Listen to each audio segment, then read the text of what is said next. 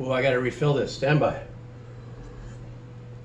Hey everybody, how's it? So, having thoughts like I do here on the Positive Wave Writer. I was reflecting on some things. You know, my birthday's coming up soon, and moving into a different decade, number-wise. And I was thinking about life in the sense that, you know, did I choose the right path? You know, I'm going to be 60.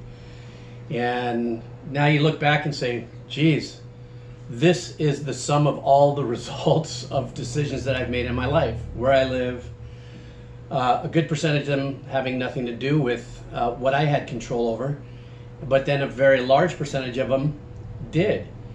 And one of the things that when my stepdaughters were growing up and they were going through that phase about, the cool stuff, clothing and all that sort of stuff, my guidance to them was not, back in my day, it was more like, me on my other channel, a little bit of theater of the mind. And I had said to them, there was something that I learned early on in a little kind of preteen pivot of, settling in on my emotions and who I was a saying that I used to say: being cool is free, acting cool will cost you. And I know that sounds a little like, but the truth be told, that little thing that I would keep somewhere stored in my mind as I, went through my life has paid off incredibly huge. And of course, this is my journey. This is, the way I'm expressing it right now. But that also translated into what people might call a minimalistic lifestyle.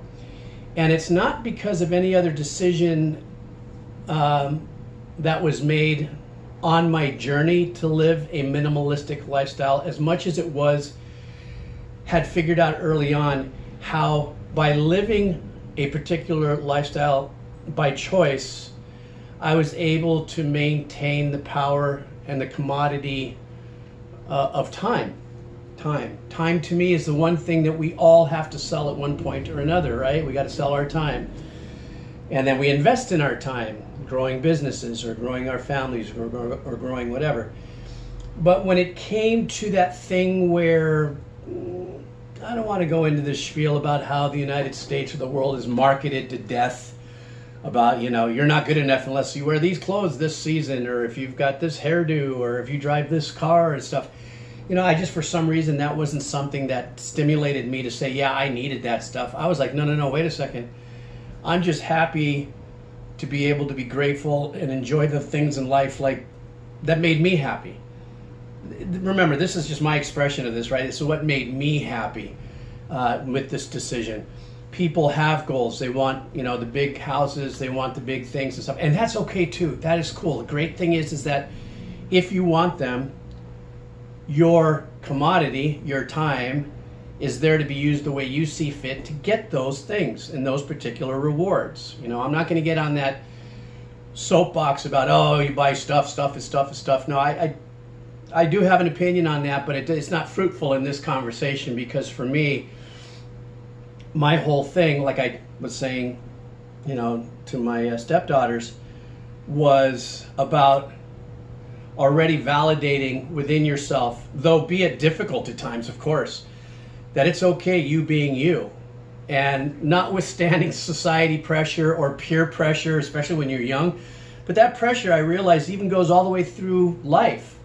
It just transitions in its environment. It could be the workplace, it could be a spouse or a family member and stuff like that impresses upon you, well, I've got and all you are is this, and there is one small story that kind of helped me plow through my life, which was I had a dear friend of mine in high school who had made a transition just out of high school. And as I continued to surf and do what I wanted to do, he at one point had turned to me and says, you're just a bum.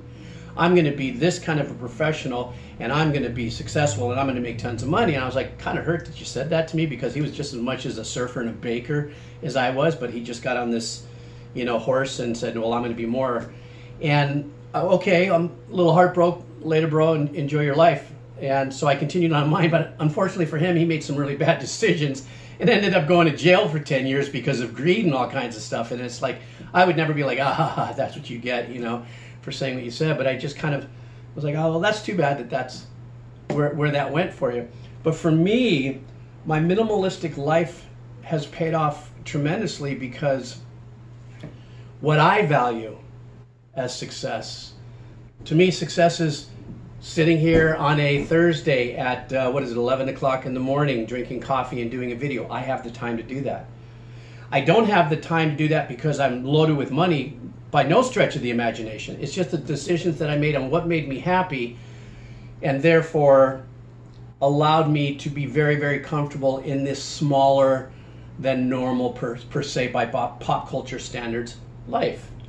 Yes, I participated with my wife to raise the kids, and we did rent houses, and we did whatever we could in order to make the shifts and the adjustments for the family. But it was never about any kind of, the old saying, keeping up with the Smiths and the Jones kind of environment, as much as keeping up with the joy of having fun and enjoying life and having the opportunity to look and see things through a different scope.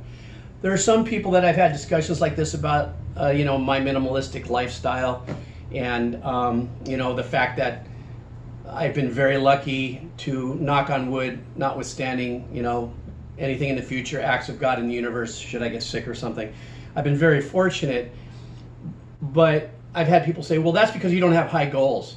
You just kind of chickened out, you just kind of chicken shit out, and success is not, how could success be sitting on the beach 6 days a week and just, doing what you do, or how could success be whatever it is they wanted to point out, where their brass ring is a much larger, maybe first world, industrial age style sense of success.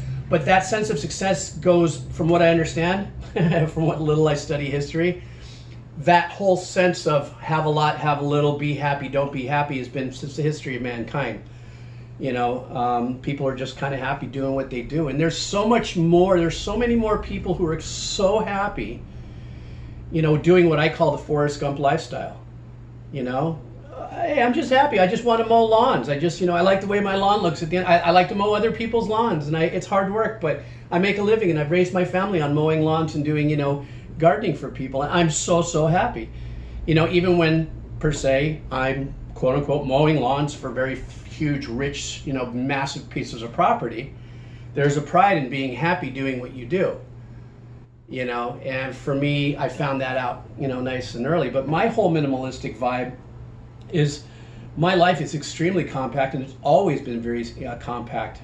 When we were, the family dynamic was growing, the girls were growing up. Now they're out, we got, 8 grandkids and all kinds of stuff. But during that pocket of family, yeah, there were things that we had to kind of manage and watch, but I was still able to maintain my lifestyle, and my wife was able to chase after the things that she wanted to achieve and stuff. And we still, without having to be homeowners, the owners of 3 or 4 cars, what I would consider just in debt to the bank and society and finances.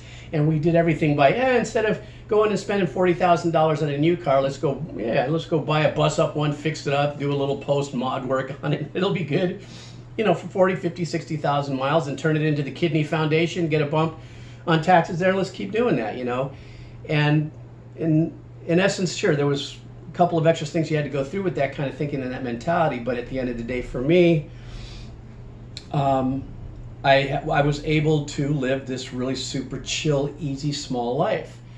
I mean, even right now, yes, I do live in one of the most beautiful places in the world, but I literally live in a little teeny place, It's part of a bigger property, obviously, and, the location's insane. But no, my little house here is, I've got more surfboards than I have guitars. You guys know that's my thing. And of which only I have a few, a guitar or two and a bass and a couple ukuleles. And I actually have more puppets for my nonprofit work I do for kids than I do guitars. You know what I mean? So the real joy for me is the puppets and that, and then a place to just, crash and hold it down. But for me, and circling back into this whole conversation, I think the super joy that I've experienced with this decision is that, like I said at the beginning, when I sit there and go, God, did I do this right? Could I have been more? Could I have owned more? Could I have, had more to show. As fast as those thoughts happen, is as fast as they crumble like a bad house of cards, because for me, the most powerful, important thing was the commodity of time, and of which is the only thing that even the richest person in the world cannot buy back. They can buy other people's time, right? That's what the world is. But as an individual, you can't buy your time back. So for me to make the decision that I was happy being comfortable within my own shoes, or like my friend says, to live within my own skin, was the most important thing for me my whole life. And that takes work too, because you are constantly, you know, wow, look at that car, isn't that cool? Wow, look at that. Oh my God, wouldn't that be badass to have that house? Or wouldn't that be great to go with my friends for 3 weeks to the Mentawais and surf all the, you know, the atolls and stuff like that? They got that kind of money. I don't have that kind of money. But then at the same token, I go, wait a minute.